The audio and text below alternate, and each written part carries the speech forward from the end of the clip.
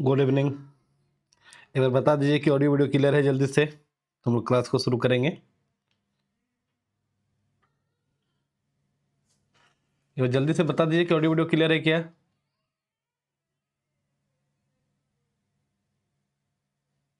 Hello Satish, good evening. एक बार बता दीजिए कि ऑडियो वीडियो।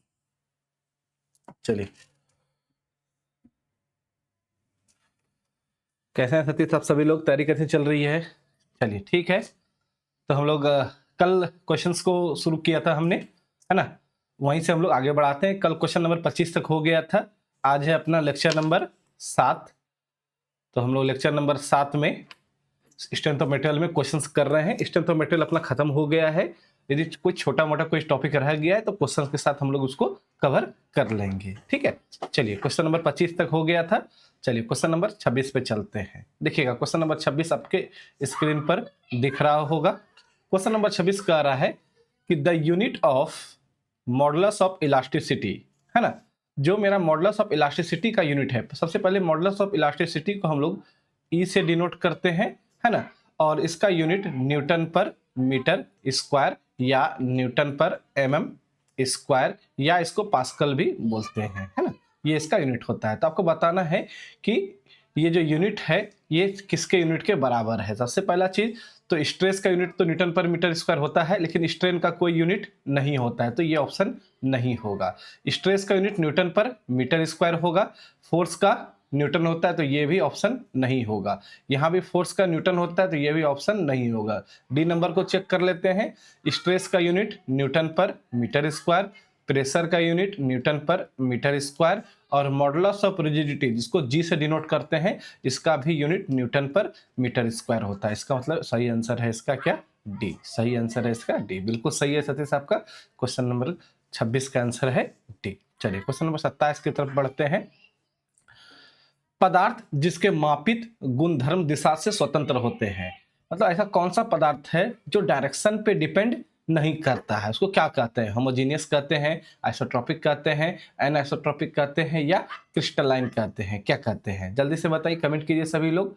होमोजीनियस कहते हैं, आइसोट्रोपिक कहते हैं या एनआइसोट्रोपिक कहते हैं या क्रिस्टलाइन कहते हैं? क्या कहते हैं? ठीक है, देखिएगा, हमने बताया था कि ऐसा पदार्थ है ना, जो कि आपके ऐसा पदार्थ जो कि आपके डायरेक्शन पे डिपेंड नहीं करता है, मतलब हर एक दिशा में, जैसे आप इधर ले लें, है ना, या फिर आप इधर ले लें, या आप इधर ले लें, यहाँ ले लें, यहाँ ले लें, कहीं भी, है ना, कहीं भी आप डायरेक्शन लेंगे तो हर जगह हर एक डायरेक्शन में आपका प्रॉपर्टीज जो है वो क्या रहेगा? सेम रहेगा।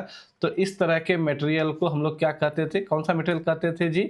इस तरह के मटेरियल को हम लोग आइसोट्रोपिक मटेरियल कहते हैं, समदैशिक पदार्थ कहते हैं, आइसोट्रोपिक मटेरियल कहते हैं। तो इसका सही आंसर कौन सा हो जाएगा? B number. इसका सही आंसर हो जाएगा आपको बी नंबर। सतीश का बिल्कुल सही है ना? सतीश का बिल्कुल सही है। इसका सही आंसर हो जाएगा ऑप्शन नंबर बी हो जाएगा। ऑप्शन नंबर बी यहाँ पर बिल्कुल सही है ना?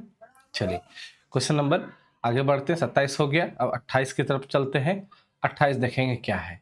कह रहा है कि toughness of a material means, toughness क्या बताना चाहता है? टफनेस क्या बताना चाहता है, इसको हमको चेक करना है। तो toughness of a material means क्या चीज होता है? तो सबसे पहला चीज, टफनेस एक तरह से मटेरियल के स्ट्रेंथ को ही बताता है। क्या बताता है? स्ट्रेंथ को ही बताता है कि भाई कोई मटेरियल कितना टफ है ना? तो इसका सही आंसर हो जाएगा क्या? ए हो जाएगा। सही आंसर हो जाएगा इसका ए, है ना? मशीन एबिलिटी से कोई लेना देना नहीं है। स्ट्रेस रिलीफिंग, सॉफ्टनिंग, ये सारा वर्ड हम लोगों ने नहीं डिस्कस किया है सो में, तो ये ऑप्शन होगा भी नहीं। तो सही आंसर क्या है इसका? स्ट्रेंथ है। चलिए 28 हो गया। क्वेश्चन नंबर 29 की तरफ चलते हैं। ये बनना चाहिए आपसे सभी से, ये क्वेश्चन बनना चाहिए। क्वेश्चन नंबर 29, इस तरह का कई क्वेश्चन हमने किया भी है, लास्ट सेशन में भी किया हुआ था, है ना? क्वेश्चन नंबर 29 पढ़िए कि the impact strength of a material, है ना, इज द इंडेक्स ऑफ, है ना? तो इम्पैक्ट का वर्ड उपयोग कर रहा है, इम्पैक्ट स्ट्रेंथ। तो आपको पता है कि इम्पैक्ट स्ट्रेंथ क्या चीज नापता है, किसको नापता है ना? तो वो टफनेस को नापता है ना? तो इसका सही आंसर हो जाएगा क्या? टफनेस हो जाएगा। सही आंसर हो जाएगा इसका टफनेस हो जाएगा। तो 29 का ए यहाँ पर सही है। 29 का ए यहाँ पर सही है ना? चलिए 29 हो गया। 30 नंबर की तरफ चलते हैं। The Poisson ratio of rubber, है ना। हमको पॉइजन रेशियो को म्यू या 1/m से डिनोट करते हैं, है ना। तो हमको बताना है कि रबड़ के लिए पॉइजन रेशियो का क्या मान होता है। तो आपको पता है कि जनरली पॉइजन रेशियो का मान -1 से लेकर 0.5 होता है, लेकिन इंजीनियरिंग मटेरियल के लिए जो आपका इंजीनियरिंग मटेरियल है उसके लिए पॉइजन रेशियो का मान 0 से 0.5 के बीच में होता है ना।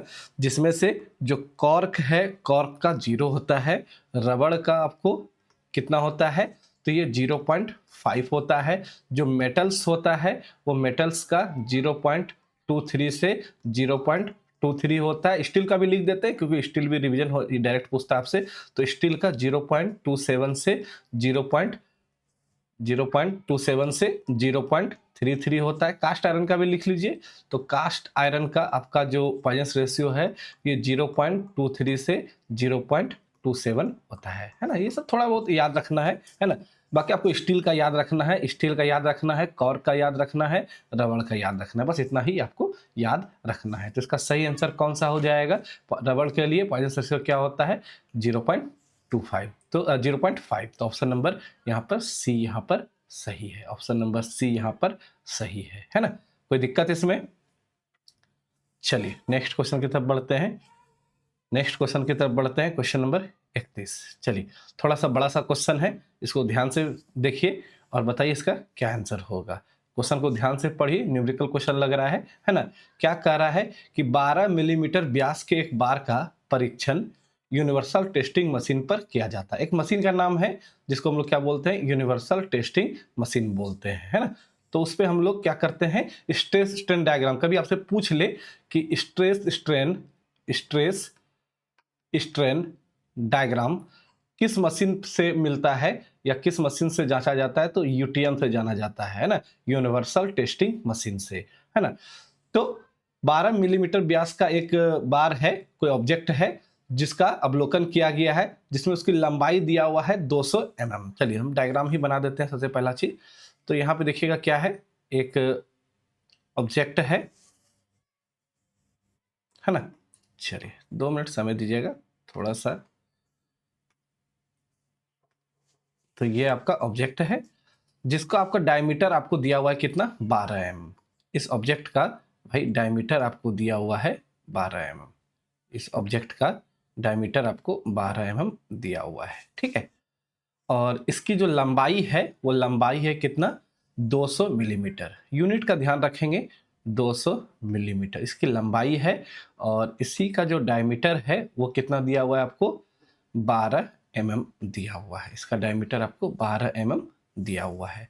अब क्या दिया हुआ है कि लोड जो है वो 20 किलो न्यूटन का है। इसके ऊपर यदि हम लोड लगा रहे हैं, ठीक है, लोड यदि हम लगा रहे हैं तो लोड कितना दिया हुआ है? 20 किलो न्यूटन। मतलब जो आपको पी का मान है वो 20 किलो न्यूटन है ना। लोड जो है 20 किलो न्यूटन है। आगे चेंज इन लेंथ आपको दिया हुआ है कितना? अनुपातिक सीमा पर लंबाई में बदलाव 0.2 mm, मतलब चेंज इन लेंथ की बात कर रहा है। डेल्टा एल की बात कर रहा है यहाँ पर। डेल्टा एल दिया हुआ है 0.2 mm। जो इसका लंबाई बढ़ेगा वो लंबाई जो कितना दिया हुआ है? 0.2 mm। और कह रहा है कि चेंज इन डायमीटर में जो बदलाव है ना, चेंज इन डायमीटर दिया हुआ है 0.0025 mm। तो कह रहा है कि पॉइजन रेशियो का क्या मान होगा? हाँ नितिन बोलिए, कुछ कहना है क्या नितिन आपको? नितिन का कुछ कहना है? नितिन आपको बताइए एक बार।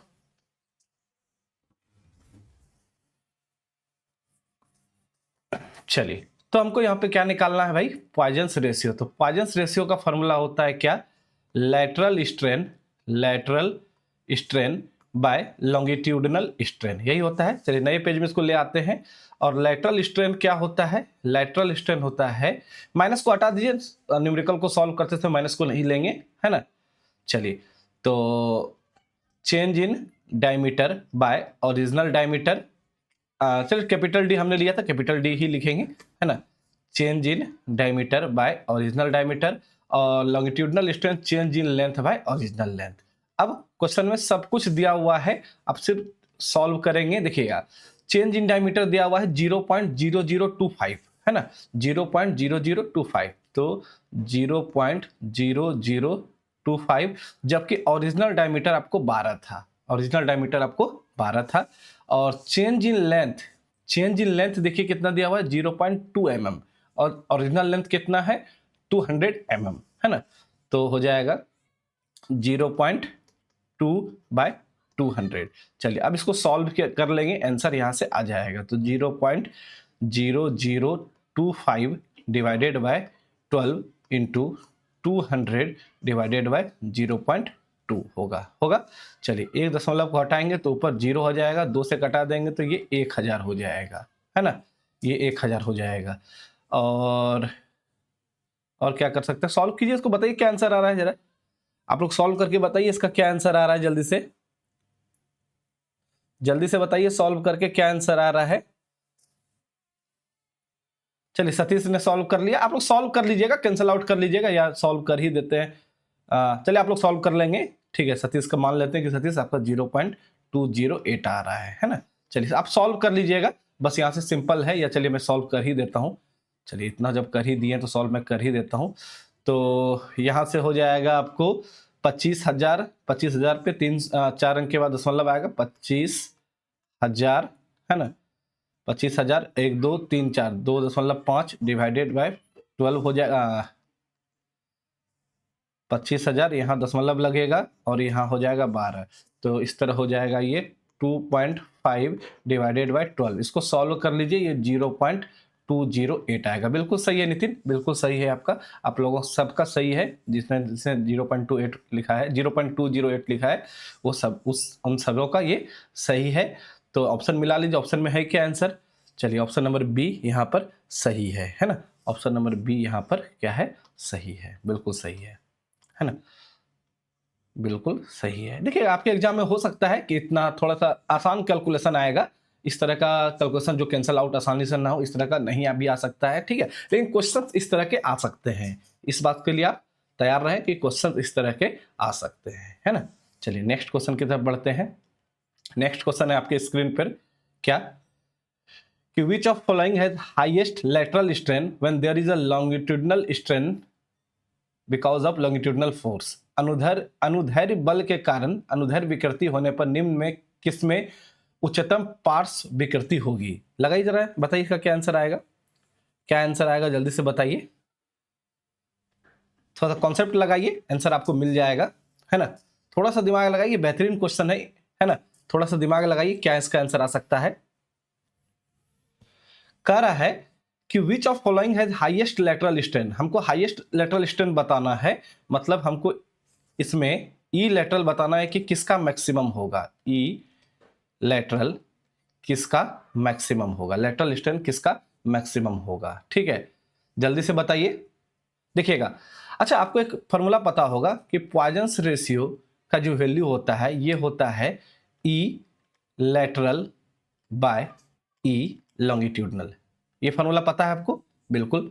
अब ध्यान देंगे, यदि आपका लेटरल स्ट्रेन ज्यादा होगा, यदि आपका लेटरल स्ट्रेन ज्यादा होगा तो म्यू भी ज्यादा होगा, क्योंकि अंश का मान यदि ज्यादा होगा तो भिन्न का मान ज्यादा होता है ना, तो लेटरल स्ट्रेन यदि ज्यादा होगा तो म्यू ज्यादा होगा। तो आप बताइए कि सबसे मैक्सिमम लेटरल स्ट्रेन किसका होता है, तो वो सबसे मैक्सिमम पॉइजन्स रेशियो किसका होता है, वो रबड़ का मैक्सिमम पॉइजन्स रेशियो रबड़ का होता है, जो कि होता है 0.25, जो कि होता है 0.25। बाकी जितना भी मेटल होता है उस सभी मेटल का पॉइजन्स रेशियो 0.23 से 0.33 होता है। इसका मतलब है कि ये सारा क्या है, आपको मेटल्स है, ये सारा आपको क्या है, मेटल्स है ना।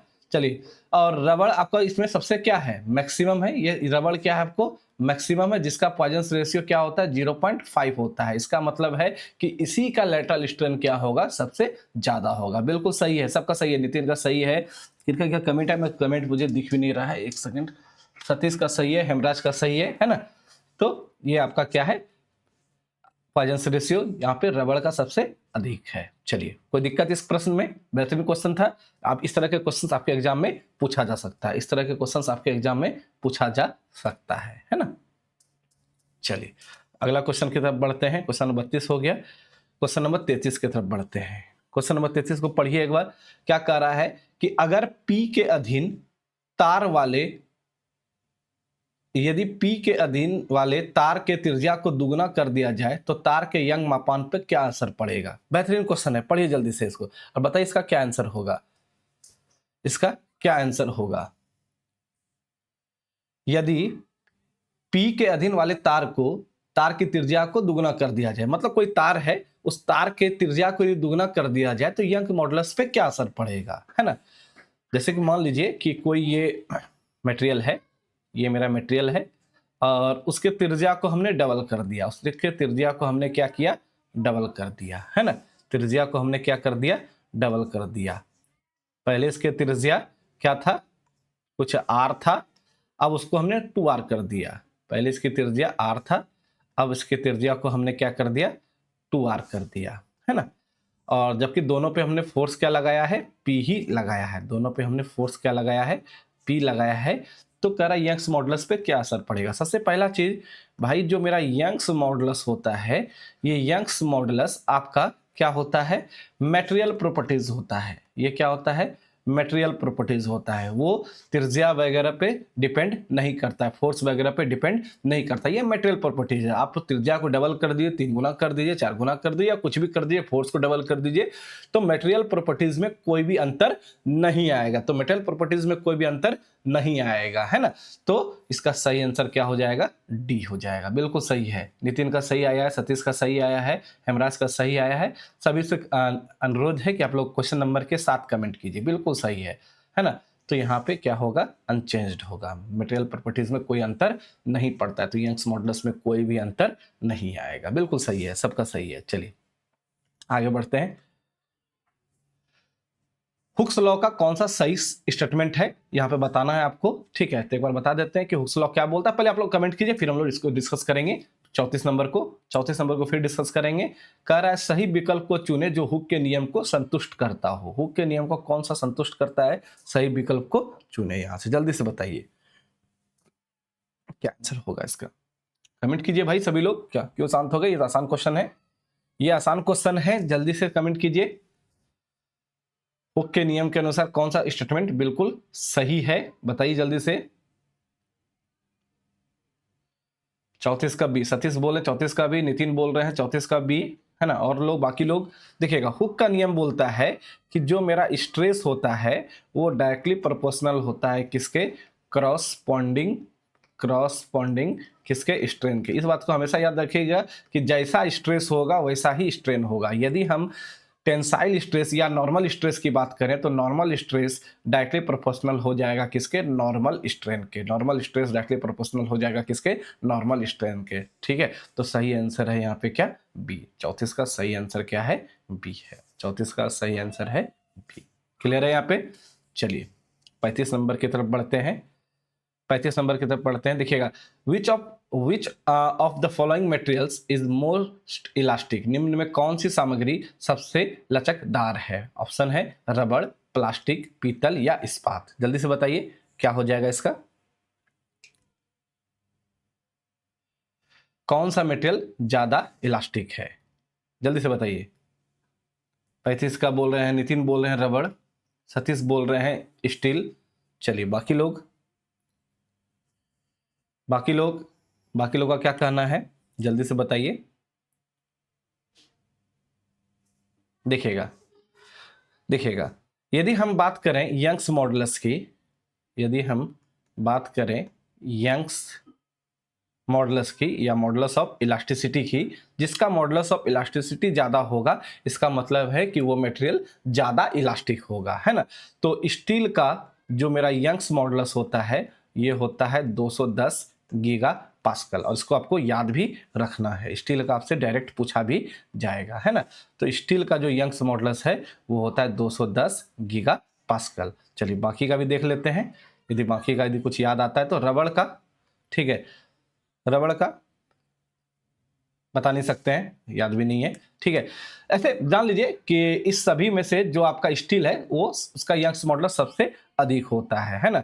यदि आप बात करेंगे क्या किसका, पीतल है क्या इसमें से, हाँ, तो पीतल जो ब्रास है, ब्रास का जो यंग्स मॉडुलस होता है वो 96 से 110 गीगा पास्कल होता है, 96 से 110 गीगा पास्कल होता है ना। एल्यूमिनियम का भी याद कर लीजिए, यदि कहीं पूछ ले एल्यूमिनियम ऑप्शन में रहता तो एल्यूमिनियम का याद कर लीजिए, तो एल्यूमिनियम का होता है 70 गीगा पास्कल। एल्यूमिनियम का आपको पता होना चाहिए कि ये क्या कितना होता है, 70 गीगा पास्कल। जो कॉपर है, कॉपर का होता है 110 से 120 गीगा पास्कल, 110 से 120 गीगा पास्कल। तो इसमें से ये चारों मटेरियल जो है, रबड़, प्लास्टिक, ब्रास और स्टील, है ना, तो इस सभी में सबसे ज्यादा जो इलास्टिसिटी है वो किसका होता है, स्टील का होता है ना। तो इसका सही आंसर कौन सा हो जाएगा, डी हो जाएगा। सही आंसर इसका डी हो जाएगा, 35 नंबर रहेगा। चलिए क्वेश्चन नंबर 36 की तरफ बढ़ते हैं, आपके स्क्रीन पर है, पढ़िए जरा क्वेश्चन। एक स्टील की मूल लंबाई ओरिजिनल लेंथ दिया हुआ है 200 मिलीमीटर तथा 20 किलो न्यूटन का अक्षीय तनाव भार लगाने पर टेंसाइल फोर्स दिया हुआ है और उसकी अंतिम लंबाई 200 मिलीमीटर है ना। चलिए हिंदी में क्वेश्चन में कमी है, इंग्लिश के क्वेश्चन को पढ़ लीजिए। हिंदी में एक लाइन कम लिखा हुआ है, बाकी इस क्वेश्चन में हिंदी में पूछा जा रहा है विकृति। यहाँ पे हिंदी में लग रहा है कि कुछ मिसिंग है ना, तो हिंदी में हम लिख देते हैं विकृति ज्ञात करें, विकृति ज्ञात करें। विकृति पूछ रहा है भाई इसमें, है ना। और ऐसे भी याद रखेंगे कि जब आपको क्वेश्चन में भी, आपको जो एग्जाम कोई भी बोर्ड होता है, किसी भी तरह का कॉम्पिटिटिव एग्जाम होता है, यदि हिंदी में कुछ मिसप्रिंटिंग है या कुछ रह गया है तो इंग्लिश के क्वेश्चन को ही मान्य माना जाता है। तो इंग्लिश का क्वेश्चन सही है, a steel rod of original length 200 mm and final length of 202 mm after application of an axial tensile load 20 kilonewton, what will be the strain developed in the rod, है ना। तो आपको क्या बताना है, स्ट्रेन बताना है कि क्या होगा। तो स्ट्रेन का फॉर्मूला, ये सिंपल क्वेश्चन है भाई, ये सिंपल क्वेश्चन है क्या। तो स्ट्रेन जो होता है, जिसको एप्सिलॉन से डिनोट करते हैं, ये होता है change in length by original length. और चेंज इन लेंथ को हम लोग लिख सकते हैं final length minus original length by original length, ऐसे भी हम लोग लिख सकते हैं, है ना। तो फाइनल लेंथ देखिए कितना है, फाइनल लेंथ आपको दिया हुआ है 200.2 और ओरिजिनल लेंथ है 200, और जबकि ओरिजिनल लेंथ है 200, सॉल्व करेंगे तो ये आ जाएगा 0.2 डिवाइडेड बाय क्या 200, दशमलव हटाएंगे तो नीचे 0 आ जाएगा, 2 से कैंसल आउट हो जाएगा तो बचेगा क्या 1/1000, इसका मतलब है 0.001, 0.001। ऑप्शन नंबर सी बिल्कुल सही है ना, बिल्कुल सही है ऑप्शन नंबर सी। क्या कमेंट था 35 का, तेजपाल डी लिख रहे हैं, पता नहीं किस ऑप्शन का लिख रहे हैं, ऑप्शन नंबर के साथ लिखे तेजपाल, है ना। बाकी 36 का आंसर सी है, 36 का आंसर भाई यहाँ पर सी है, कोई दिक्कत इसमें, 36 का आंसर सी है। चलिए आगे बढ़ते हैं क्वेश्चन नंबर 37 की तरफ। क्वेश्चन नंबर 37 देखेंगे क्या बोल रहा है। एक रॉड है जिसका अनुप्रस्थ काट 20 मिलीमीटर गुना 30 मिलीमीटर है, उसका क्रॉस सेक्शन एरिया दिया हुआ है 20 मिलीमीटर गुना 30 मिलीमीटर, मतलब ये रेक्टेंगुलर शेप का क्रॉस सेक्शन है। देखिएगा क्वेश्चन को ध्यान से देखिएगा, न्यूमेरिकल बनाते समय आपको ये सब ध्यान रखना है कि एक कोई ऑब्जेक्ट है, कभी कभी आपको क्या दिया रहेगा क्वेश्चन में। देखिए लाइट चला गया भाई, ठीक है 2 मिनट समय दीजिएगा, थोड़ा सा लाइट वगैरह को कम करने दीजिए, लाइट चला गया है, ठीक है, नहीं तो फिर क्लास लेने में प्रॉब्लम हो जाएगी।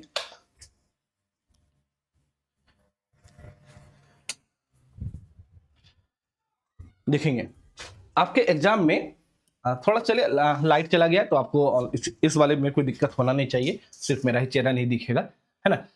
तो कभी कभी आपको सर्कुलर क्रॉस सेक्शन दिया रहेगा और कभी कभी आपको जो है रेक्टेंगुलर क्रॉस सेक्शन दिया रहेगा, तो आपको ये चीज ध्यान देना है, क्वेश्चन को सॉल्व करते समय ये चीज आपको ध्यान में रखना है कि किस तरह का क्रॉस सेक्शन है, ठीक है।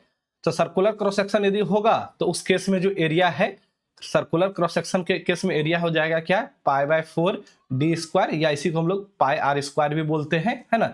और यदि रेक्टेंगुलर क्रॉस सेक्शन है तो लंबाई गुना चौड़ाई इसका एरिया हो जाएगा, क्या हो जाएगा लंबाई गुना चौड़ाई हो जाएगा। तो इस बात को सिर्फ ध्यान में रखना है। चलिए बाकी क्वेश्चन देख लेते हैं क्या बोल रहा है। कह रहा है एक रॉड है जिसका अनुप्रस्थ काट 20 मिलीमीटर गुना 30 मिलीमीटर है ना। इसका मतलब है कि ये 20 मिलीमीटर का है और ये आपको 30 मिलीमीटर का है, और इस पे 20 किलो न्यूटन का फोर्स लगा रहे हैं, इस पे हम लोग 20 किलो न्यूटन का फोर्स लगा रहे हैं, ठीक है। तो कह रहा है कि उसका तनन प्रतिबल क्या होगा, है ना, स्ट्रेस पूछ रहा है। तो स्ट्रेस बराबर क्या फॉर्मूला होता है, ये होता है फोर्स बटे एरिया, ये होता है फोर्स बटे एरिया। फोर्स कितना दिया हुआ है जी? 20 किलो न्यूटन। और एरिया क्या है? एरिया है आपको 30 गुना 20, 30 गुना 20 क्या? 30 गुना 20 mm², 30 गुना 20 mm²। तो 20 से 20 कैंसल आउट हो जाएगा, है ना? 20 से 20 आपको कैंसल आउट हो जाएगा, तो क्या बचेगा आपको? क्या आंसर आया इसका? अच्छा ठीक है, तो चलिए किलो न्यूटन को न्यूटन में भी बदल दीजिए, किलो न्यूटन को न्यूटन में बदल लीजिए तो हो जाएगा 1000। ऊपर तो कुछ बचा नहीं है, तो मतलब हो जाएगा 1000 न्यूटन अब बटे 30 mm²। जबकि क्वेश्चन में देखिए यहाँ क्या पूछा है, क्वेश्चन ने पूछा है कि मेगा पास्कल में बताना है ना? देखिएगा मेगा पास्कल में बताना है, तो आपको पता है कि एक पास्कल बराबर होता है 1 न्यूटन पर मीटर स्क्वायर, है ना? और 1 मेगा पास्कल बराबर होता है 10 की पावर 6 न्यूटन पर मीटर स्क्वायर। इसका मतलब है कि हमको इसको किस में बदलना होगा? मीटर स्क्वायर में बदलना होगा। तो इसको चलिए मीटर स्क्वायर में भी बदल लेते हैं, है ना? तो नेक्स्ट पेज में लेके चलते हैं इसको। तो हो जाएगा आपको 1000 न्यूटन बटे क्या था नीचे जी? 30 mm²। 1 mm में 10 की पावर -3 मीटर होता है। 1 mm में 10 की पावर -3 मीटर होता है। तो चेंज कर लीजिए इसको, तो ये हो जाएगा 1000 बटे 30 गुना 10 की पावर -3 का होल स्क्वायर मीटर स्क्वायर हो जाएगा, है ना? चूंकि स्क्वायर था तो यहाँ भी आपको क्या लगेगा? स्क्वायर लगेगा, यहाँ भी आपको स्क्वायर लगेगा। तो ये हो जाएगा 10 की पावर 6, तो 1000 बटे 30 गुना 10 की पावर 6 ऊपर की तरफ चला जाएगा। बचेगा क्या आपको? न्यूटन पर मीटर स्क्वायर बचेगा। चलिए अब इसको सॉल्व कर लीजिए, तो यहाँ से यहाँ कैंसल आउट हो जाएगा, 3 से भाग देंगे तो ये हो जाएगा क्या? 33.3, है ना? और गुना 10 की पावर 6 न्यूटन पर मीटर स्क्वायर, और 10 की पावर 6 को ही मेगा बोलते हैं, तो हो जाएगा 33.3 क्या? मेगा पास्कल, है ना? 10 की पावर 3 को 10 की पावर 6 को ही हम लोग मेगा बोलते हैं, और न्यूटन पर मीटर स्क्वायर को पास्कल बोलते हैं। तो इसका माइंड को हम लोग मेगा पास्कल बोल सकते हैं। तो क्या आंसर हो गया? 33.3, है ना? ऑप्शन में देख लीजिए है क्या 33.3? तो ऑप्शन नंबर सी बिल्कुल सही है ना? ऑप्शन नंबर सी बिल्कुल सही है। देखिएगा यहाँ पर नितिन का कमेंट मैसेज आया है कि 37 का ए। नीतीश आपने यूनिट का कन्वर्जन सही तरीके से नहीं किया है, इसीलिए यहाँ पे आपको आंसर क्या आया है? गड़बड़ आया है। क्लियर है? आ रहा है समझ में? 37 का सही है, 37 का बिल्कुल सही है। चलिए यहां तक कोई प्रॉब्लम किसी को तो बताइए जल्दी से, तो हम आगे बढ़ेंगे। चलिए प्रॉब्लम होना नहीं चाहिए। 37 नंबर क्लियर है सबको? चलिए क्वेश्चन नंबर 38 की तरफ बढ़ते हैं। देखिएगा ये कैसे कहाँ से क्वेश्चन आ गया जी? ये सब आपके लेवल का है कि नहीं, प्लीज ये भी तो देखने दीजिए। अच्छा चलिए पढ़िए। There is a dash for a brittle material, है ना? There is a dash for brittle material. एक भंगुर सामग्री के लिए डैश होता है। जल्दी से बताइए इसका क्या आंसर होगा?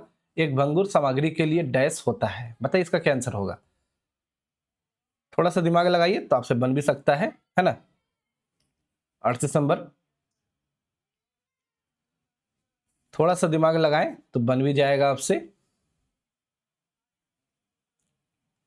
38 का B, large elastic zone, large plastic zone, no elastic zone, no plastic zone. जल्दी से बताइए। स्ट्रेस स्ट्रेन डायग्राम आपको पता होना चाहिए। यदि आपको स्ट्रेस स्ट्रेन डायग्राम पता है तो आप आसानी से इस क्वेश्चन को कर सकते हैं, आप आसानी से इस क्वेश्चन को कर सकते हैं। सतीश का मैसेज कमेंट आ गया है बी, है ना? नितिन का भी आ गया है बी, और बाकी लोग का देखते हैं क्या है। चलिए देखते हैं। देखिएगा हम ब्रिटल मटेरियल के स्ट्रेस स्ट्रेन डायग्राम को बनाने का कोशिश करते हैं। देखिएगा स्ट्रेस स्ट्रेन डायग्राम यदि हम ब्रिटल मटेरियल का बनाएं तो इस एक्सिस पर हम लोग स्ट्रेन लेते हैं, इस एक्सिस पर हम लोग स्ट्रेस लेते हैं, है ना? यहां पे आपको स्ट्रेस आएगा, यहां पे आपको स्ट्रेन आएगा, ठीक है? अब ब्रिटल मटेरियल के लिए स्ट्रेस स्ट्रेन डायग्राम बनाएं। देखिएगा यदि हम ब्रिटल मटेरियल के लिए स्ट्रेस स्ट्रेन डायग्राम बनाएं तो कुछ इस प्रकार का स्ट्रेस स्ट्रेन डायग्राम बनता है ना? ये परफेक्टली ब्रिटल मटेरियल है। तो यदि आपको ब्रिटल मटेरियल है तो ये जो आप स्ट्रेट लाइन देख रहे हैं ये सिर्फ क्या दिखाता है? इलास्टिक लिमिट को दिखाता है। है ना, ये सिर्फ जो आपको ब्रिटल मटेरियल दिखा रहा है ये इलास्टिक लिमिट को दिखाता है। या आपको किसी भी डक्टाइल मटेरियल का यदि हम बना के दिखाएं तो डक्टाइल मटेरियल में यहाँ के बाद आपको क्या होता है, प्लास्टिक डिफॉर्मेशन होना शुरू होता है ना। लेकिन ब्रिटल मटेरियल में प्लास्टिक डिफॉर्मेशन नहीं होता है, ब्रिटल मटेरियल में कोई प्लास्टिक डिफॉर्मेशन नहीं होता है, बस ये इलास्टिक लिमिट पर ही आकर क्या हो जाता है, ये फ्रैक्चर हो जाता है। इलास्टिक लिमिट पर ही आके ये क्या हो जाता है, फ्रैक्चर हो जाता है। इसका मतलब है कि जो ब्रिटल मटेरियल है उसमें कोई भी मेरा क्या होता है, प्लास्टिक जोन नहीं होता है, कोई भी प्लास्टिक जोन ब्रिटल मटेरियल में नहीं होता है। ठीक है, नो प्लास्टिक जोन होगा। क्लियर है, नो प्लास्टिक जोन होगा। क्लियर है, तो इसका सही आंसर कौन सा हो जाएगा, बिल्कुल सही है। आप लोगों ने जो भी कमेंट किया है सबका सही है। क्या, नो प्लास्टिक जोन, कोई भी इसमें प्लास्टिक जोन नहीं होगा, है ना। कोई दिक्कत इसमें? चलिए नेक्स्ट क्वेश्चन की तरफ बढ़ते हैं, पढ़िए क्या कह रहा है। The ability of a body to absorb energy to deform plastically without fracturing is known. एक वस्तु की ऊर्जा को ग्रहण करने और बिना फ्रैक्चर के प्लास्टिक की तरफ विकृत होने की काबिलियत को क्या कहते हैं? जल्दी से बताइए इसका क्या आंसर होगा, है ना। क्या कहते हैं जी? चलिए आसान क्वेश्चन है ये बिल्कुल आसान है। हाँ जी, हाँ जी, बिल्कुल सही आ रहा है। 39 का सी बिल्कुल सही है ना। चलिए थोड़ा सा यहाँ पे एक ऑप्शन आ रहा है क्रीप, है ना, इसको भी हम लोग डिस्कस कर लेते हैं कि क्रीप, ठीक है, एक ऑप्शन आ रहा है यहाँ पे क्रीप, कभी ये कहीं पूछ ले, है ना, क्रीप। और एक बात करेंगे फैटिक की, इसको भी हम लोग यहाँ पे डिस्कस कर लेते हैं। एक क्रीप है और एक क्या है मेरा, फैटिक है ना। नहीं नहीं सतीश, डी नहीं होगा भाई, सतीश डी नहीं होगा, है ना, डी नहीं होगा। डी रुकिए एक सेकंड, देख लेते हैं एक मिनट, डी भी हो सकता है, बिल्कुल सही है, डी भी हो सकता है। एनर्जी की बात कर रहे हैं, हाँ जी, हाँ जी, बिल्कुल सही है, एनर्जी की बात कर रहे हैं हम लोग, बिल्कुल सही है। सतीश का ही सही है, डी ही होगा। चलिए समझते हैं, पहले एक करके पहले क्रीप को देख लेते हैं। क्रीप क्या होता है, देखिएगा, कुछ मटेरियल ऐसा होता है जो समय के साथ क्या होता है कि वो डिफॉर्म करता है, उस पर कोई भी हम लोग एक्सटर्नल लोड नहीं लगाते हैं। जैसे कि मान लीजिए कि ये मेरा कोई ऑब्जेक्ट है ना, इस ऑब्जेक्ट को हम किसी जगह पे हैंग कर दिए हैं, किसी जगह पे टांग दिए हैं, है ना, किसी जगह पे इस ऑब्जेक्ट को हमने क्या कर दिया है, टांग दिया है। तो जब हम इस ऑब्जेक्ट को टांग दिए हैं, लटका दिए हैं, तो इस ऑब्जेक्ट का कुछ ना कुछ क्या है, वेट है, इस ऑब्जेक्ट का कुछ ना कुछ क्या है, वेट है। तो समय के साथ हमने इसके ऊपर कोई भी बाहरी बल नहीं लगाया है, समय के साथ ये ऑब्जेक्ट क्या होगा, अपने स्वयं के वेट के कारण ये ऑब्जेक्ट क्या हो जाएगा, ये डिफॉर्म हो जाएगा। ये ऑब्जेक्ट क्या हो जाएगा भाई, डिफॉर्म हो जाएगा। इसमें कुछ ना कुछ हो सकता है कि इसके अंदर की लंबाई क्या हो जाए, बढ़ जाए समय के साथ, ठीक है। इसी फिनोमिना को हम लोग बोलते हैं क्या, क्रीप बोलते हैं। इसी फिनोमिना को हम लोग क्रीप बोलते हैं, जिसको हिंदी में बोलते हैं विसर्पण, ठीक है। आप इसको याद रखेंगे, कहीं पूछ ले, है ना। और एक चीज ध्यान देंगे, कल आप लोगों ने टेस्ट लगाया था क्या, जो कल ऐप पे टेस्ट लॉन्च हुआ था, क्या आप लोगों ने टेस्ट ट्राई किया? जल्दी से एक बार कमेंट कीजिए, क्या आप लोगों ने टेस्ट ट्राई किया? सतीश, नितिन, बताइए जल्दी से, क्या आप लोगों ने टेस्ट को ट्राई किया? नहीं, ठीक है। जब आप टेस्ट को, जब मैं कल टेस्ट के पेपर को देखा तो उसमें मैकेनिक्स में, है ना, मैकेनिक्स में बहुत सारा क्वेश्चन आपको फ्रिक्शन चैप्टर से था, घर्षण चैप्टर से बहुत सारा क्वेश्चन आपको था, है ना, जबकि आपके सिलेबस में फ्रिक्शन नहीं है, जबकि आपके सिलेबस में फ्रिक्शन नहीं है। हमने मैनेजमेंट से बात किया और वहां पे अनुरोध किया मैनेजमेंट से कि सर आप जो सिलेबस, जो आप टेस्ट डाल रहे हैं वो कोर्स के अकॉर्डिंग होना चाहिए, है ना। तो फ्रिक्शन नहीं था, सोम से एक भी प्रश्न नहीं था, सोम से एक भी प्रश्न आपको टेस्ट में नहीं था, है ना। जबकि आप ये मान के चलें कि आपका मैकेनिक्स, सोम और मटेरियल साइंस, जो स्टार्टिंग में हमने बताया था कि ये 3 टॉपिक हमको कवर करना था, जहां पे मटेरियल साइंस जो है वो पटेल सर पढ़ा रहे हैं, है ना, मटेरियल साइंस पटेल सर पढ़ा रहे हैं। इस तीनों टॉपिक को मिलाकर लगभग आपको 25 से 30 क्वेश्चन रहेंगे, ये कंफर्म है, है ना।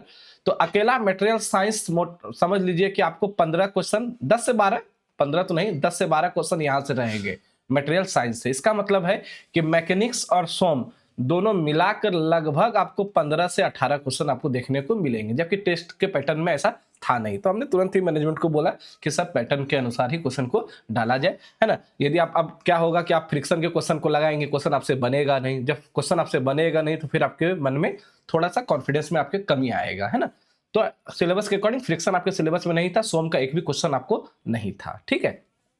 तो पहले ये बताइए कि क्रीप क्लियर है, एक बार कमेंट करके जल्दी से बताइए क्या क्रीप क्लियर है। तो क्रीप और कुछ नहीं, समय के साथ उसके ऑब्जेक्ट में क्या आता है, चेंज आता है। समय के साथ उस ऑब्जेक्ट में चेंज आना, उसी को क्या बोलते हैं, क्रीप बोलते हैं। कभी ऑप्शन में डायरेक्ट भी पूछ सकता है कि क्रीप कैसा फिनोमिना है, तो क्रीप जो है वो समय डिपेंडेंट है ना। क्रीप जो है वो समय पे टाइम डिपेंडेंट है, वो टाइम पे निर्भर करता है ना। अब एक फैटिग, ये भी एक मटेरियल प्रॉपर्टीज है, जैसे कि क्रीप मटेरियल प्रॉपर्टीज है उसी तरह फैटिग भी मटेरियल प्रॉपर्टीज है। ये साइक्लिक लोडिंग के कारण होता है, साइक्लिक लोडिंग के कारण होता है, ठीक है। मटेरियल प्रॉपर्टी, ये मटेरियल का फेल जो होता है, कोई मटेरियल यदि फेल हो रहा है ना, तो साइक्लिक लोडिंग के कारण यदि फेल हो, जैसे कि मान लीजिए कि बेरिंग है, ये मेरा बेरिंग है ना। तो बेरिंग क्या होता है कि लगातार क्या होता है, घूमते रहता है, लगातार क्या होता है, घूमते रहता है ना। तो इसको साइक्लिक लोडिंग बोलते हैं। साइक्लिक लोडिंग के कारण यदि कोई फेलियर हो रहा है तो उसको हम लोग क्या बोलते हैं, फैटिग बोलते हैं। तो बस आपको ये याद रखना है कि साइक्लिक लोडिंग, जैसे कि मान लीजिए कि यही कोई मटेरियल है ना, इस मटेरियल पे आप बार बार लोड लगा रहे हैं, है ना, बार बार आप क्या कर रहे हैं, लोड लगाते जा रहे हैं, तो ये भी एक तरह का फैटिग का एग्जांपल है ना। जबकि हम लोग बाकी सारे प्रॉपर्टीज में हमने क्या किया था, एक सिंगल टाइम लोड लगाते थे, लेकिन बार है ना, एक समय अंतराल पर या एक पर्टिकुलर एक पैटर्न पर बार बार आप लोड लगा रहे हैं, तो उस फिनोमिना को हम लोग क्या बोलते हैं, उसके कारण जो फेलियर होगा उसको हम लोग क्या बोलते हैं, फैटिग बोलते हैं, ठीक है। तो ये दो बात को याद रखेंगे। चलिए अब आते हैं इस क्वेश्चन की तरफ। क्या था कि एक वस्तु की ऊर्जा को ग्रहण करने और बिना फ्रैक्चर के, है ना, देखिएगा प्लास्टिक, सबसे पहले क्रीप, ये क्रीप तो समय डिपेंडेंट है, ये ऑप्शन नहीं होगा। क्रीप समय डिपेंडेंट है, ये ऑप्शन नहीं होगा। इलास्टिसिटी क्या होता है कि जब लोड को हम रिमूव करते हैं तो अपने ओरिजिनल पोजीशन पे वापस आ जाता है, तो ये भी नहीं होगा। अब यहां पे है प्लास्टिसिटी, है ना। तो प्लास्टिसिटी क्या है कि आप लोड लगाने के बाद ऑब्जेक्ट में परमानेंट डिफॉर्मेशन आ जाए, हाँ, लोड में क्या आ जाए, परमानेंट डिफॉर्मेशन आ जाए, उसको हम लोग क्या बोलते हैं, प्लास्टिसिटी बोलते हैं, प्लास्टिसिटी बोलते हैं। जबकि आपको याद होगा स्ट्रेस स्ट्रेन डायग्राम में, स्ट्रेस स्ट्रेन डायग्राम में आपको याद होगा कि यदि हम स्ट्रेस स्ट्रेन डायग्राम बनाते थे तो ये आपका,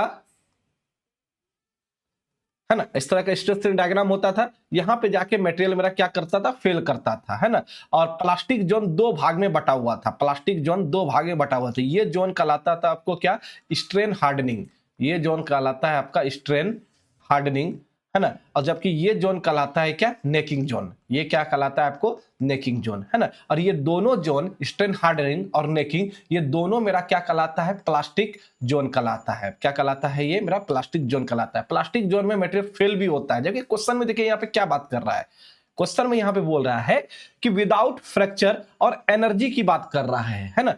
तो आपको याद कीजिए जरा, हमने इसी का बताया था, क्या, स्ट्रेस स्ट्रेन डायग्राम से ही हमने बताया था कि ये एक स्ट्रेस स्ट्रेन डायग्राम है। चलिए सिंपल सा स्ट्रेस स्ट्रेन डायग्राम बनाते हैं, ये स्ट्रेस स्ट्रेन डायग्राम है ना। और स्ट्रेस स्ट्रेन डायग्राम में area under the curve, area under the curve ये क्या बताता है, स्ट्रेन एनर्जी को बताता है। ये क्या बताता है, स्ट्रेन एनर्जी को बताता है ना। और स्ट्रेन एनर्जी यदि हम इलास्टिक लिमिट तक लेते हैं, है ना, इलास्टिक लिमिट के नीचे लेते हैं तो इसको हम लोग बोलते हैं क्या, रेजिलियंस बोलते हैं। क्या बोलते हैं, रेजिलियंस। इलास्टिक लिमिट पे लेते हैं तो प्रूफ रेजिलियंस बोलते हैं। क्या बोलते हैं इसको, प्रूफ रेजिलियंस बोलते हैं। याद है ना सबको, बताइएगा, नहीं तो फिर से डिटेल में बता देंगे, यदि नहीं याद है तो फिर से डिटेल में बता देंगे। इसको क्या बोलते हैं, प्रूफ रेजिलियंस बोलते हैं, है ना। और यदि आप स्ट्रेस स्ट्रेन डायग्राम पर फ्रैक्चर होने के पहले तक टोटल एनर्जी निकालते हैं, ठीक है, तो उसको हम लोग टफनेस बोलते हैं। उसको हम लोग क्या बोलते हैं, टफनेस बोलते हैं, है ना। तो इसका सही आंसर हो जाएगा क्या, टफनेस हो जाएगा। इसका सही आंसर हो जाएगा आपको यहाँ पे क्या, ऑप्शन नंबर डी, है ना। क्या कि the ability of body to absorb energy, energy की बात कर रहे हैं, to deform plastically without fracturing is known as क्या, टफनेस हो जाएगा। क्लियर है, जिसका सही आंसर क्या हो जाएगा, टफनेस हो जाएगा। यहां तक कोई प्रॉब्लम होना नहीं चाहिए। चलिए नेक्स्ट क्वेश्चन की तरफ बढ़ते हैं। चलिए, इस तरह का कई क्वेश्चन हमने कल भी किया था, आज भी कर रहे हैं। चलिए बताइए इसमें से कौन सा सही रिलेशन है किसके किसके बीच का। तो ई, यहाँ पे ई के और म्यू के बीच का रिलेशन को बताना है। ई के और म्यू के बीच के रिलेशन को बताना है। ई के और म्यू के बीच के रिलेशन को बताना है। हमने आपको दो फॉर्मूला कल याद रखने के लिए बताया था, क्लास में भी बताया था। ई बराबर होता है 2g1। बताइए जल्दी से क्या होगा, याद है आपको? कमेंट कीजिए पहले, आप पहले आपके कमेंट का इंतजार कर लेते हैं क्या होगा।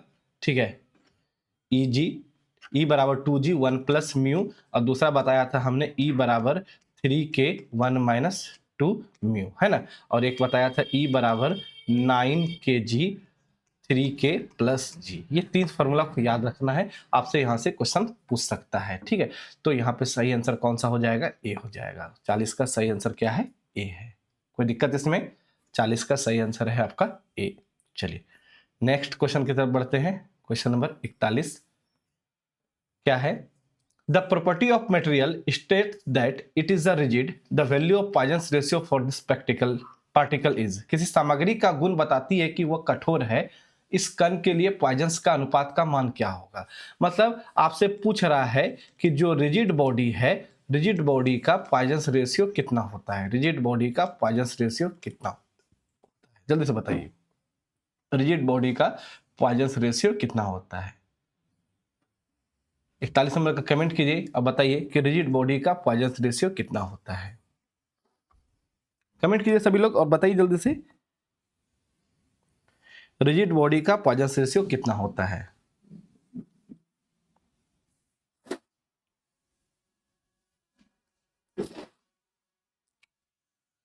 इकतालीस का ए आ रहा है, किसी का ए आ रहा है और किसी का?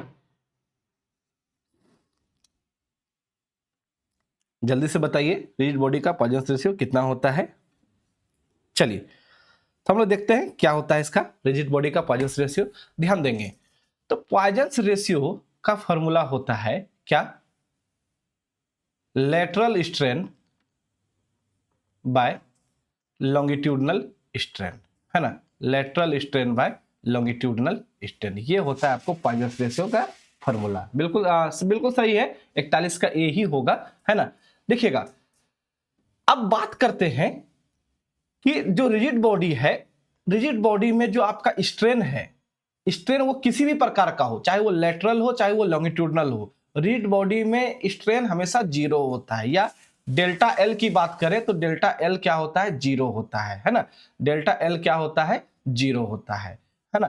तो रिजिड बॉडी में आपका जो है किसी भी तरह का स्ट्रेन क्या होता है? वो जीरो ही होता है ना। तो जब स्ट्रेन जीरो है तो पॉइजंस रेशियो भी आपका क्या हो जाएगा? वो जीरो हो जाएगा। तो इसका सही आंसर क्या हो जाएगा? आपका ए हो जाएगा। सही आंसर इसका ए हो जाएगा, बिल्कुल सही है, 41 का ए होगा। कोई दिक्कत इसमें? जल्दी से बताइए। चलिए आगे बढ़ते हैं नेक्स्ट क्वेश्चन की तरफ।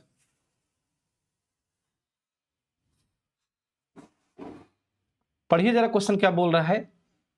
एक इस्पात बार के, पहले इंग्लिश में पढ़ लेते हैं। The elongation in a steel bar having a square cross section of dimension 40 mm into 40 mm is 2.5 millimeter and is subjected to an axial compressive load. compressive load लगाया गया है ना। If the length of the bar is 4 meter and modulus of elasticity is 250 gigapascal, what is the value of P? हमको P का मान बताना है। देखेंगे एक यहाँ पे क्वेश्चन बोल रहा है कि एक मटेरियल है, इस मटेरियल पर कंप्रेसिव फोर्स लगाया गया है। इस मटेरियल पर कंप्रेसिव फोर्स लगाया गया है क्या? P। इस मटेरियल पर कंप्रेसिव फोर्स लगाया गया है P, और इसका जो क्रॉस सेक्शन है स्क्वायर क्रॉस सेक्शन है, और स्क्वायर क्रॉस सेक्शन है मतलब ये 40 mm इंटू 40 mm का है ना। और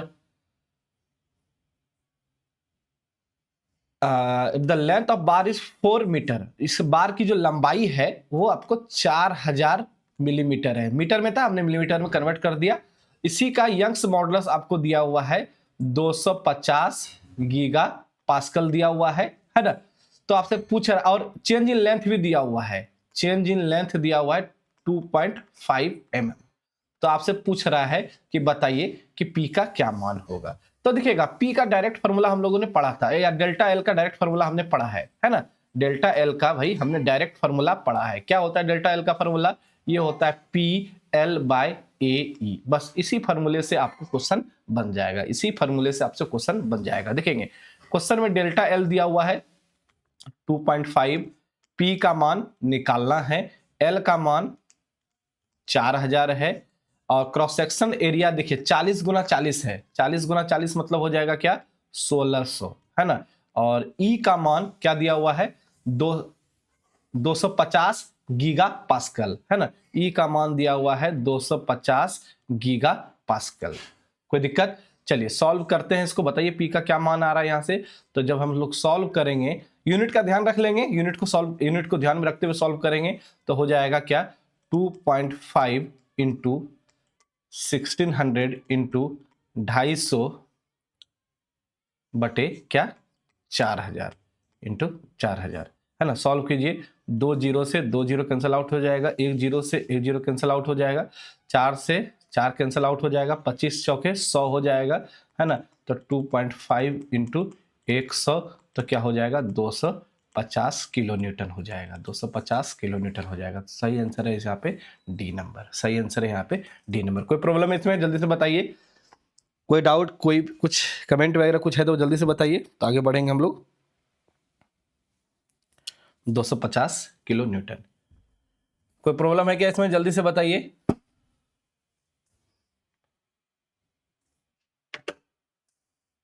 बयालीस का डी बिल्कुल सही है, 42 का डी।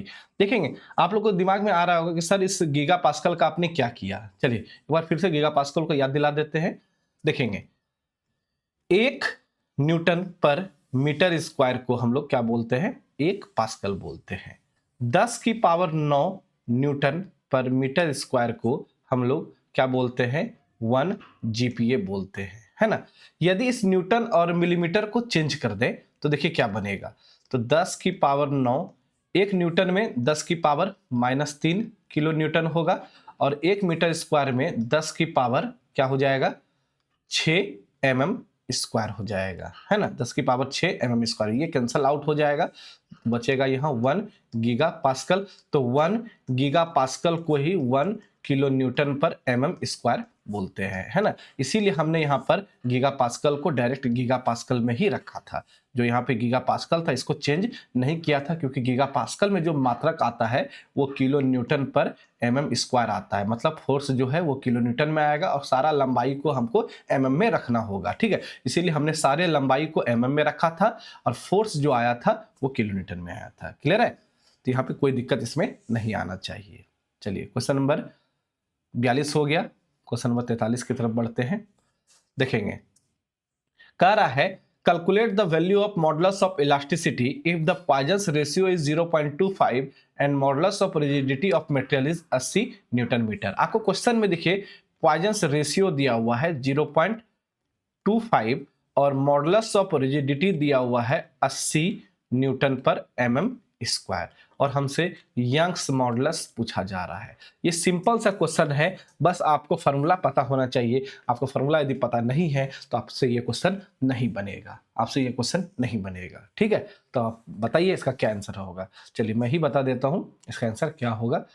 तो आपको पता है कि हमने पढ़ा है E बराबर क्या? E बराबर 2g1 प्लस म्यू, ये हमने पढ़ा है। तो G का मान यहाँ पे दिया हुआ है 80, 1 प्लस म्यू का मान दिया हुआ है 0.25, है ना। तो इसको सॉल्व कर दीजिए, 80 गुना 2 160 गुना 1.25 हो जाएगा, है ना। अब इसको गुना कर लीजिए, तो 160 गुना 1.25, 160 और फिर एक आधा हो जाएगा 40, 160 और 40 हो जाएगा 200। तो ये हो गया आपको क्या? 200 न्यूटन पर mm स्क्वायर हो जाएगा। तो इसका सही आंसर है क्या? बी। इसका सही आंसर हो जाएगा बी, है ना। क्लियर है? ये क्वेश्चन बना नहीं भाई? सतीश, तेजपाल, जितने लोग हैं अभी, ये क्वेश्चन बनना चाहिए था आपसे, बन गया। सतीश का अभी आ रहा है कमेंट, ठीक है सतीश, थोड़ा सा आगे पीछे हो सकता है, कैलकुलेशन है, सिंपल से गुना भाग है ना। देखिए हमने जो गुना किया वो इस तरह से किया था, 80 गुना 2 160 होता है, 80 गुना 2 160 और गुना 1.25 था। इसका मतलब 1.25 है। इसका मतलब, या ऐसे भी आप यहाँ से डायरेक्ट भी कर सकते थे, तो उतना क्या करना है, यहाँ से भी डायरेक्ट भी आप कर सकते थे क्या, तो आप डायरेक्ट भी यहाँ से कर सकते थे क्या। 80 गुना 2 160, 160 गुना 1 160 हो जाएगा, और 160 गुना 1/4 40 हो जाएगा। तो ये यहाँ से हो गया 200 हो गया था, ठीक है। हाँ जी, हाँ जी, लेट आ सकता है, लेट आ सकता है, बिल्कुल सही हो सकता है भाई। 44 नंबर, चलिए 44 नंबर का बताइए क्या आंसर होगा। कह रहा है which of following is correct option for validation of Hooke's law in a simple tension test, है ना। निम्न में कौन सा हुक के नियम को साधारण तनाव परीक्षण में मान्य करने के लिए विकल्प है। Ultimate stress, breaking stress, elastic limit या लिमिट ऑफ प्रोपोर्शनैलिटी। सबसे पहला चीज, ये जो हम लोग सिंपल टेंशन टेस्ट करते हैं, कभी पूछ ले तभी हमने बताया था, इसको यूटीएम पे करते हैं। कौन से मशीन पे, अल्टीमेट अल्टीमेट टेंसाइल मशीन, है ना। अल्टीमेट टेंसाइल मशीन पे करते हैं, अल्टीमेट टेंसाइल मशीन। अब हुक्स लॉ वैलिड कहां तक होता है, तो देखिएगा हमने दो तरह के डेफिनेशन को पढ़ाया था। एक पढ़ाया था कि जो मेरा हुक्स लॉ है वो stress is directly proportional to strain within elastic limit, within elastic limit, है ना। पहला दिन ये डेफिनेशन को पढ़ाया था। लेकिन हमने यहाँ पे बोला था उस दिन भी कि ये सही डेफिनेशन नहीं है, ये सही डेफिनेशन नहीं है। जब हम लोगों ने स्ट्रेस स्ट्रेन डायग्राम देखा, तो स्ट्रेस स्ट्रेन डायग्राम में हमने क्या देखा कि स्ट्रेस स्ट्रेन डायग्राम में हमने देखा कि ये एक स्ट्रेस स्ट्रेन डायग्राम है जो कि हुक्स लॉ को फॉलो करता है। उसके बाद फिर प्लास्टिक रीजन शुरू हो जाता है ना। तो इलास्टिक पॉइंट को पता करने में थोड़ा सा दिक्कत आता है, तो हम थोड़ा सा इलास्टिक पॉइंट के नीचे रहते हैं, थोड़ा सा इलास्टिक पॉइंट के नीचे ही रहते हैं, जिसको हम लोग बोलते हैं क्या, limit of proportionality, limit of क्या, प्रोपोर्शनलिटी, है ना। समानुपातिक सीमा में रहते हैं, है ना। तो हुक्स लॉ ऐसे तो कह सकते हैं कि इलास्टिक लिमिट तक होता है, लेकिन ये सही चीज नहीं है, क्योंकि इलास्टिक लिमिट को पता करने में थोड़ा प्रॉब्लम आता है। तो हल्का सा नीचे रहते हैं, तो हम लोग कहां तक रहते हैं, लिमिट ऑफ प्रोपोर्शनलिटी, जो कि हमने आपको उस दिन स्टार बना के भी बताया था कि आपको डायरेक्ट क्वेश्चन में पूछा जा सकता है। तो इसका सही आंसर है क्या, डी। तो हुक्स लॉ जो है कहां तक वैलिड है, तो लिमिट ऑफ प्रोपोर्शनलिटी तक वैलिड है। क्लियर है, चलिए 44 हो गया। क्वेश्चन नंबर 45 की तरफ बढ़ते हैं। पॉइजन्स रेशियो का क्या यूनिट होता है जी, पॉइजन्स रेशियो यूनिटलेस होता है भाई, पॉइजन्स रेशियो यूनिटलेस होता है, इसका कोई यूनिट नहीं होता है। तो इसका सही आंसर हो जाएगा क्या, डी। सही आंसर हो जाएगा डी। पॉइजन्स रेशियो जो है यूनिट लेस होता है, क्योंकि पॉइजन्स रेशियो को याद कीजिए, पॉइजन्स रेशियो क्या होता है, minus lateral strain by longitudinal strain. सबसे पहले तो स्ट्रेन है, स्ट्रेन का भी कोई यूनिट होता नहीं है ना, स्ट्रेन का कोई यूनिट होता नहीं है, तो पॉइजन्स रेशियो का भी कोई यूनिट नहीं होगा। तो 45 का आंसर हो जाएगा यहाँ पे डी हो जाएगा। 46 नंबर देखेंगे क्या बोल रहा है। 46 नंबर आपके स्क्रीन पर है। एक रॉड है 10 किलो न्यूटन की एक अक्षीय त्वरण लोड ले रहा है, तो विकसित त्वरण प्रतिबल क्या होगा। ठीक है, देखिएगा एक रॉड है जिसका क्रॉस सेक्शनल एरिया 20 mm गुना 20 mm है ना। इसका मतलब एरिया की बात करें तो ये 400 mm स्क्वायर है, और लोड कितना लग रहा है जी, जो आपका लोड है, कहाँ गया लोड, 10 किलो न्यूटन का है। फोर्स जो है, आप जो फोर्स लगा रहे हैं 10 किलो न्यूटन का लगा रहे हैं, है ना।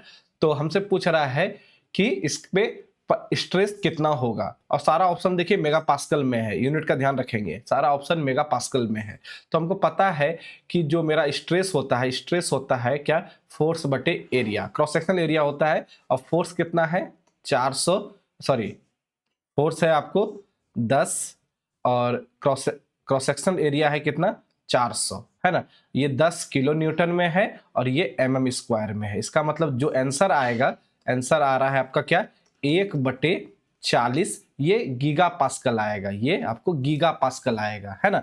तो गीगा पास्कल को मेगा पास्कल में बदलना है, तो 1/40, गीगा मतलब होता है क्या, 10 की पावर 9, 10 की पावर 9 यही होता है, और मेगा में बदलना है तो 10 की पावर 6 रखना होगा। इसका मतलब है कि 1/40 गुना 1000 गुना 10 की पावर 6 लिखेंगे, है ना।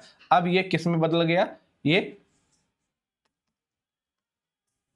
या रुक जाइए, इसको सिंपल तरीके से रहने दीजिए, आप लोग उलझ जाएंगे यहाँ पे, हो सकता है, ठीक है, हो सकता है कि आप लोग उलझ जाए, सिंपल तरीके से ही रहने देते हैं, पास्कल में ही चेंज करके चलिए, ठीक है, पास्कल में ही चेंज करके चलिए, किलो न्यूटन को न्यूटन में ही बदल लीजिए, ठीक है, किलो न्यूटन को न्यूटन में बदल लेंगे तो आसानी से आंसर आ जाएगा, क्यों उतना दिमाग लगाना है इसके पीछे, ठीक है, चलिए ध्यान देंगे।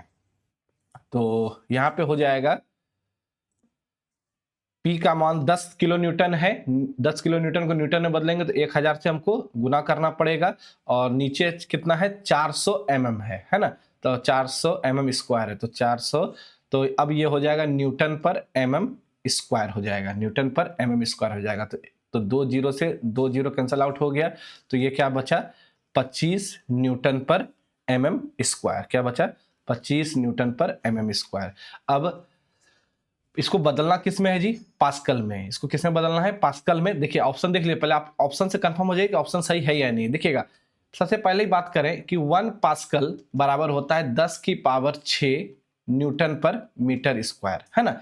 अब यदि इस मीटर को mm में बदल दें तो हो जाएगा 10 की पावर 6 गुना 10 की पावर 6 mm स्क्वायर। इसका मतलब 10 की पावर 6 से 10 की पावर 6 कैंसल आउट हो गया, तो न्यूटन पर mm स्क्वायर। इसका मतलब है कि 1 पास्कल को ही हम लोग न्यूटन पर mm स्क्वायर बोलते हैं। इसका मतलब न्यूटन पर mm स्क्वायर ही मेरा यहाँ पे क्या है, सॉरी ये मेगा होगा जी, हाँ मेगा है, ठीक है। तो न्यूटन पर mm स्क्वायर को ही हम लोग क्या बोलते हैं, मेगा पास्कल बोलते हैं, ठीक है। तो सही आंसर यहाँ पे सी है, सही आंसर इसका यहाँ पे सी है, बिल्कुल सही है सबका। सतीश का सही आया है, ठीक है। चलिए 47 नंबर,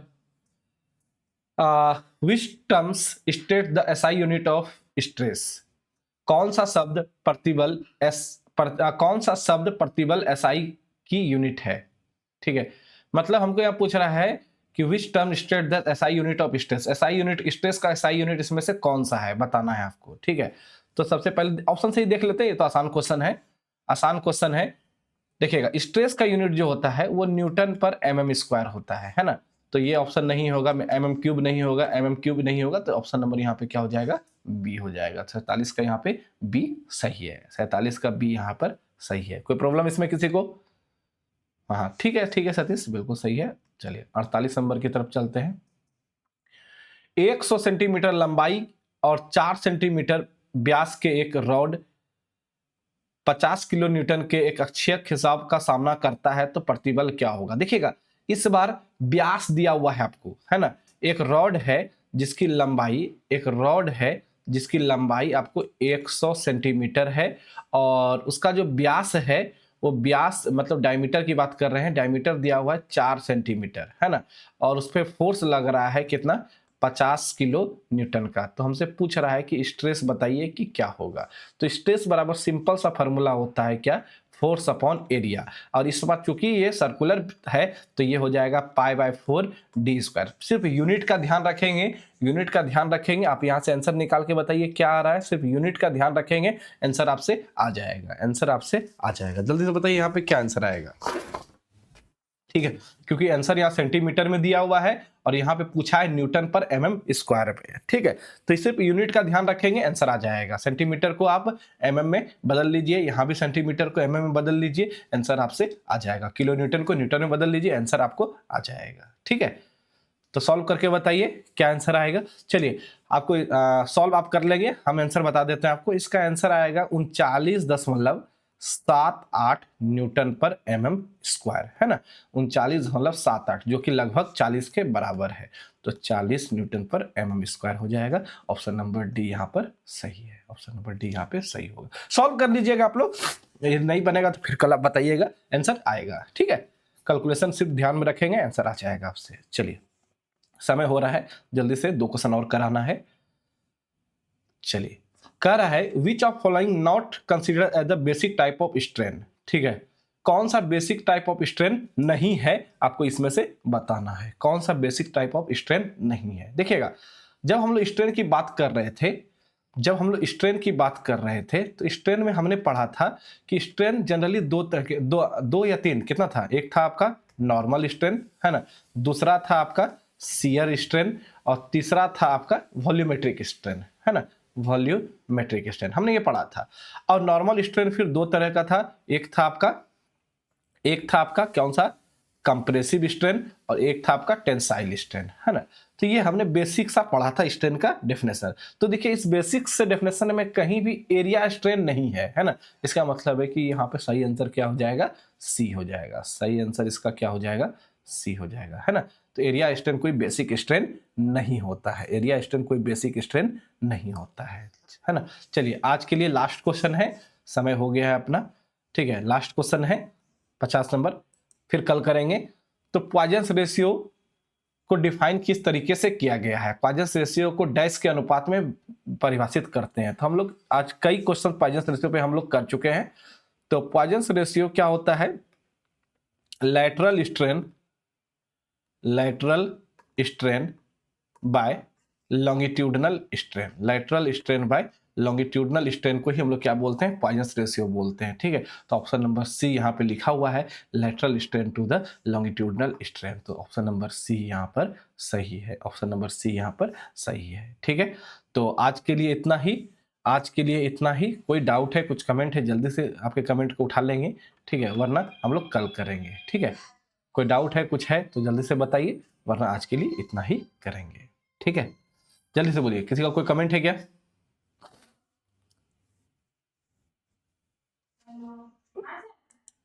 चलिए ठीक है, आज के लिए इतना ही काफी है।